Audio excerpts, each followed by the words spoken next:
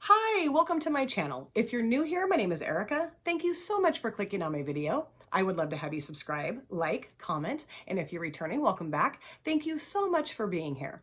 So in today's video, I'm just going to be sitting here and chatting with you guys about something that really struck a chord with me about maybe a month ago here on this platform.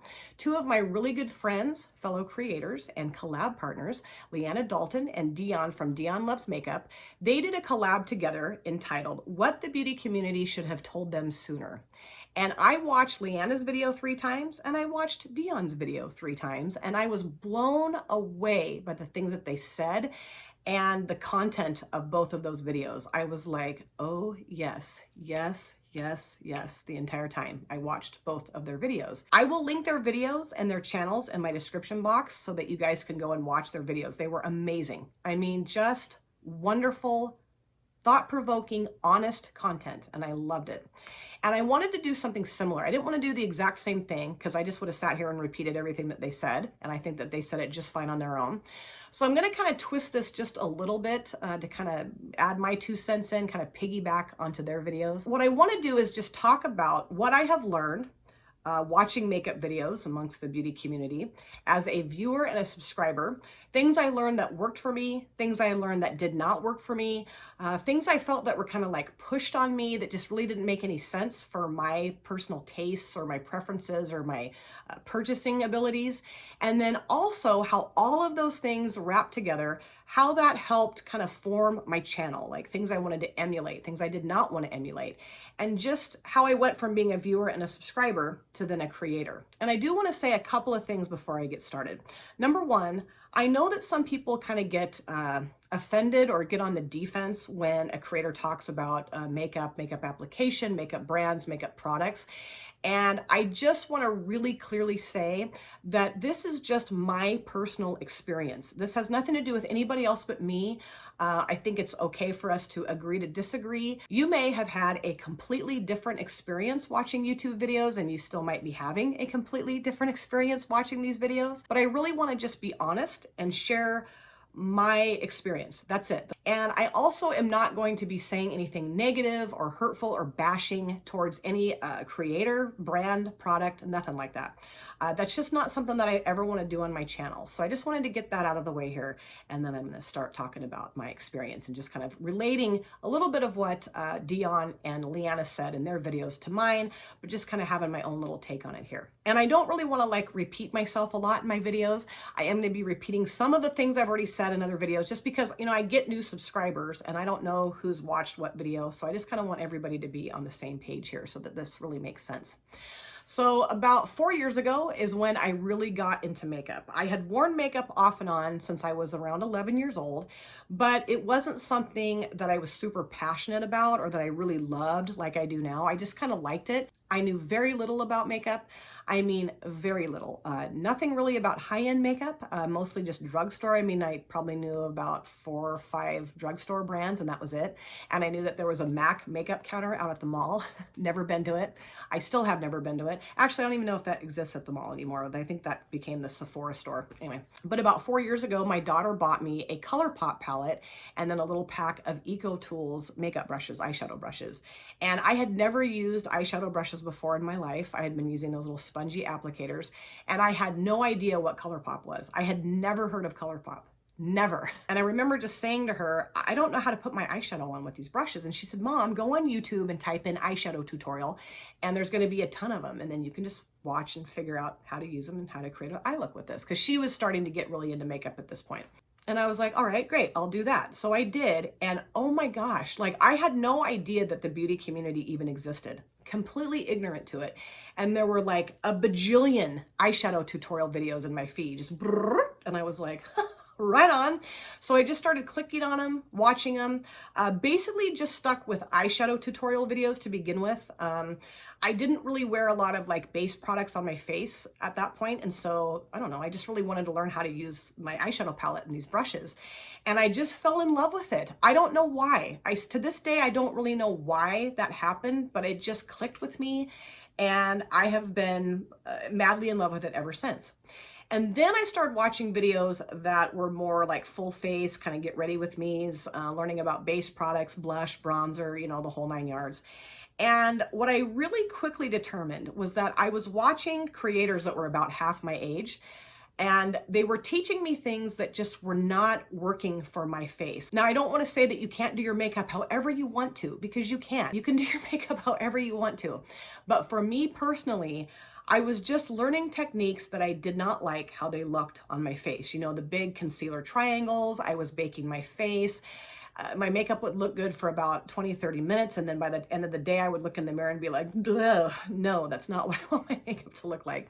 It looked like I had a mask on my face, and that's not what I wanted. I mean, of course it's obvious that I have makeup on, and I don't care that it looks obvious, but I didn't want it like super thick and cakey, because I just felt like it wasn't giving me the results that I wanted. Not to say there's anything wrong with cakey makeup, just for me, it wasn't working. But at the same time, the creators that I was watching, I felt like they were really pushing this onto me. Like, you have to do your concealer like this, and you have to do your foundation like this, and you have to do winged eyeliner, and you have to wear false lashes, and you have to do this and this and that, that, that, that, that.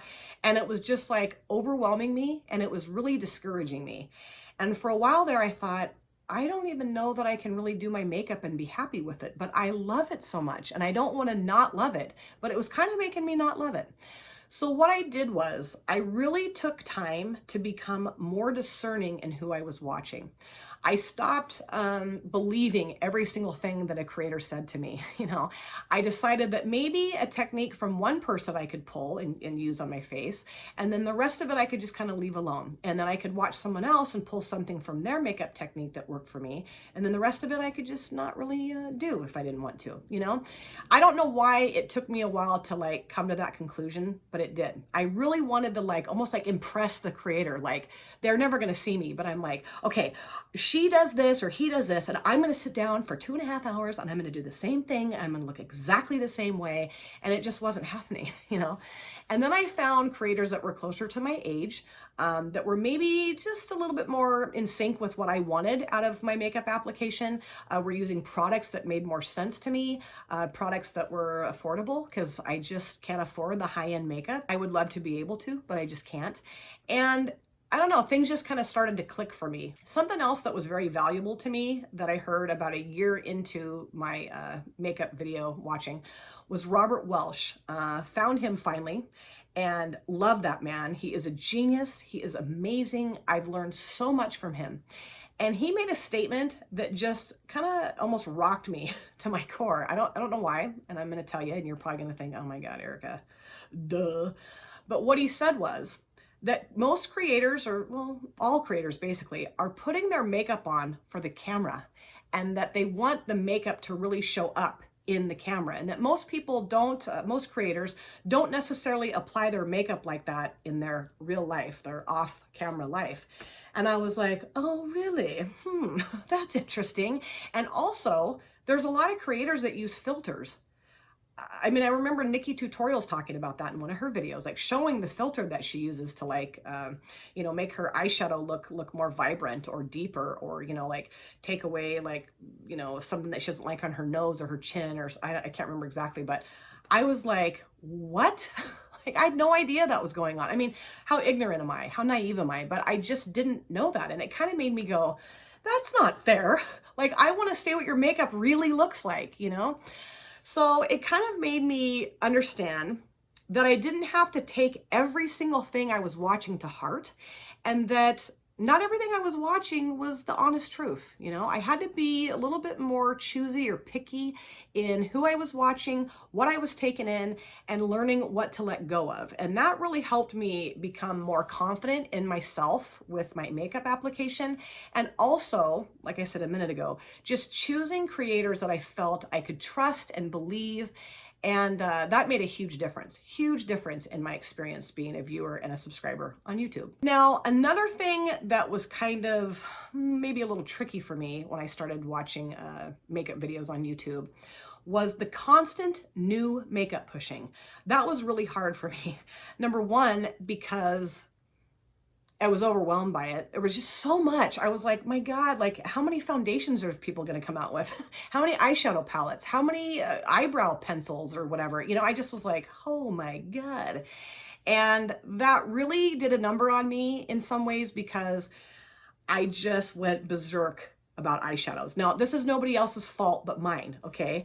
But it just like sparked this huge obsession and almost like addiction to eyeshadow palettes. I was like, I gotta get that one and that one and that one because they were so beautiful and amazing and I want to try them. I want to try the brand. I want to try the product, the texture, the formula, you know, all that stuff. And I have a lot of eyeshadow palettes and that's my own doing. I mean, like I said, I'm not blaming anybody for that.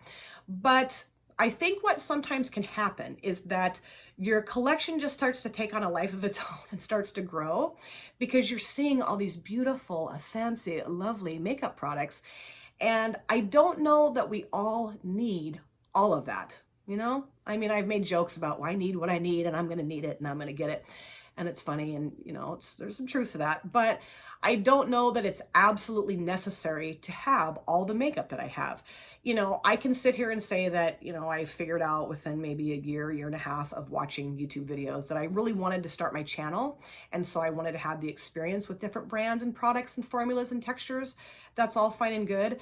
But I still think that I have an excess of makeup. And part of that, I'm not blaming anybody, but part of it is because I was exposed to this, you know, new makeup, come on, new makeup, give me. And I had to kind of slow myself down.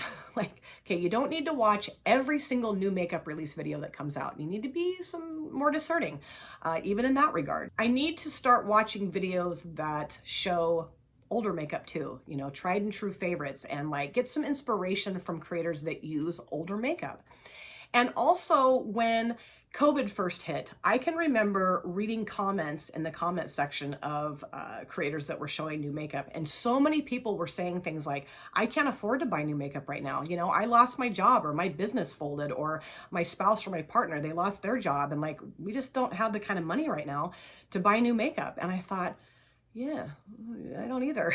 And also I remember that kind of like sparking this new surge of creators using older makeup, you know, like kind of like Back in the Spotlight or Throwback Thursdays or whatever. I saw a lot more of that when COVID hit.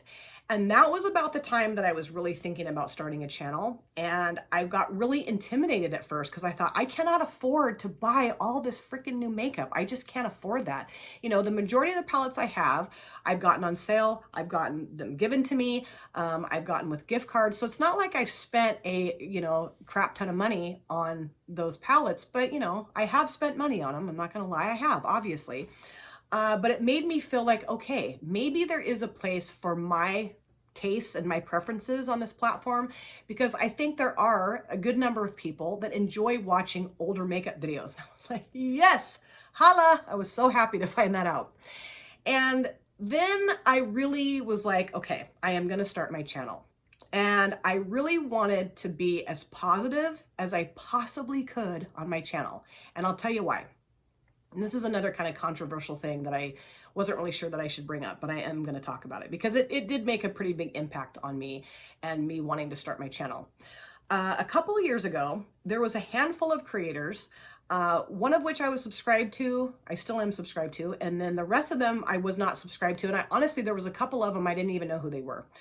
But this whole big shit show started, you know, there was some incident and they were all just like wild, rabid dogs coming after each other, you know, just this nasty, negative, you know, backbitey stuff. You know, there was some incident, like somebody has this side of the story and then there's this side of the story. Well, then this person has that side of the story. Oh, but this person has that side. And I was like, what's going on here? And to be honest, I did kind of get sucked into that for a while. I'm not going to name names. I'm sure those of you that have been watching, you know, makeup videos probably remember this whole situation. And I thought, you know, I don't really want to watch it, but it's like a car accident. You kind of like go do a double take. And I was so disgusted by the negative nastiness that I was watching. I could not believe, like, here is the beauty community. It should be fun and sunshiny and, you know, make you feel good. And like, you know, you're putting makeup on your face. You want to look beautiful. Oh yeah, you do. And here we are, like having these like 8th grade fights in the bathroom. I thought, no way. And then like other people that I was watching, they decided to weigh in on this whole situation, and people were taking this person's side or that person's side, and then more information would come out, and then they have to come back on. I apologize. I should not have taken their side. I should have taken their side. And I thought, man, this is really kind of sad and just not necessary to have on this platform, I felt, you know.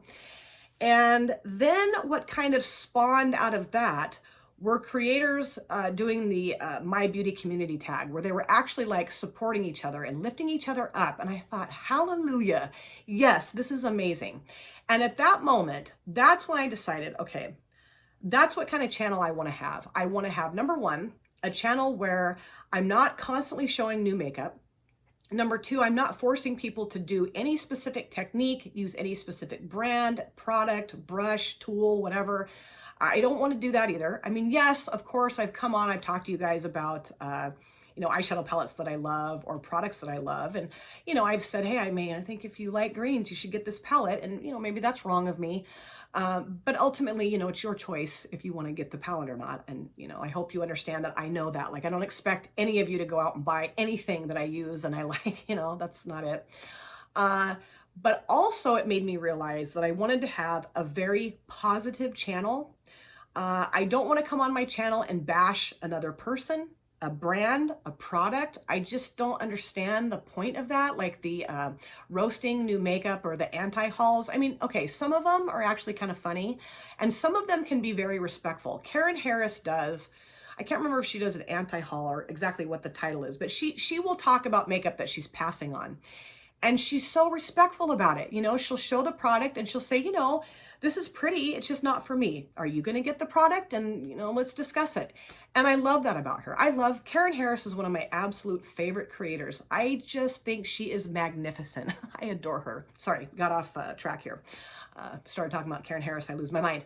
But I just wanted to have a positive, uplifting channel. I just really wanted that. And I really decided very early on when I started my channel that I wanted to support other creators. I want to do a ton of collabs. I know that some people call me the collab queen, which cracks me up. And I love it though. I love it. That's such a huge honor. And it like almost makes me cry when I hear people say that, because it's like, oh, how sweet. Because that's what I want. I want to support other people.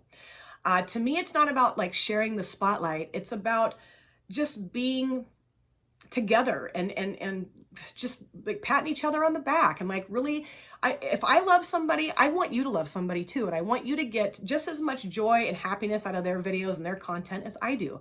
It's just what I really want to have on my channel. So, you know, the things that I saw in the beauty community or on makeup videos that I didn't necessarily like, I think those almost helped me more in creating the channel that I wanted to create, so that I would like my own content, you know, and that hopefully people that are watching like my content too. And I think part of what happens here is that creators get really caught up in their subscriber count, you know, and of course, I mean, I want to have a successful channel. It would be wonderful to be able to become monetized at some point. That would be great. But that's not my ultimate goal here. It really is not. And I think what happens is that it kind of becomes this almost like train wreck in a lot of ways, because people are so desperate to have all the subscribers and to be successful and to make money off this whole situation that they're just new makeup, new makeup, new makeup, new makeup. And I understand that. I get it. But I don't know. That's just not what I want to have on my channel. So to know that there are people out there that want to watch, you know, videos with older makeup, it just thrills my soul. It makes me so happy, because I'm like, okay, great. I don't have to go bankrupt to have a channel here. And not that that's what's going on. I'm just saying, I was just happy that I found kind of my own lane here, and that there are people that like to watch it. That's great. And, you know, I may never have a ton of subscribers. I have a good amount of subscribers. My subscribers are amazing. I love you guys. You're wonderful. And I'm absolutely thrilled with who you are and the fact that you're so supportive of my content and just me as a person. It means so much to me. I can't even put it really into words. So yeah, I'm going off the rails here. But ultimately, I learned a lot about what I liked and what I didn't like. It helped me to be able to put my makeup on and I think look decent. I learned how to put my eyeshadow on with eyeshadow brushes. Yeah, fancy girl over here. And also I just learned that I could use older makeup and that's okay. And that I love to support other creators, and I have made so many amazing friends amongst the creators here on this platform. I mean, I am one lucky lady. I have some awesome friendships and sisterhoods and just amazing connections that I hope stay in my life for the rest of my life. This whole thing got sparked because of Leanna and Dion's video, their collab video. And like I said, I'm going to have their collab videos, their channels linked in my description box. Please go and watch their videos. You're going to love it. And I really want to hear what you guys thought of what I said. I want to know what your experience has been like as a viewer and a subscriber. Do you agree with what I said? Do you disagree with what I said? Like, has your experience been similar to mine? And those of you that do have a channel, I'd like for you to weigh in here too. What did your experience as a viewer or subscriber, how did that affect how you started your channel and what kind of content you're putting out on your channel because of your experience as a viewer or subscriber? I love being a part of this platform. I hope that I'm able to do this for a very long time. I might be 90 years old and my eyelids might be laying in my lap along with my boobs, but that's okay. Hopefully you guys will still want to watch me. I'll just have to roll everything up. I really want us to have an open, honest discussion in the comment section. So please feel free to share your experiences, either as a viewer or as a creator, in the comment section so we can have a nice long chat about it.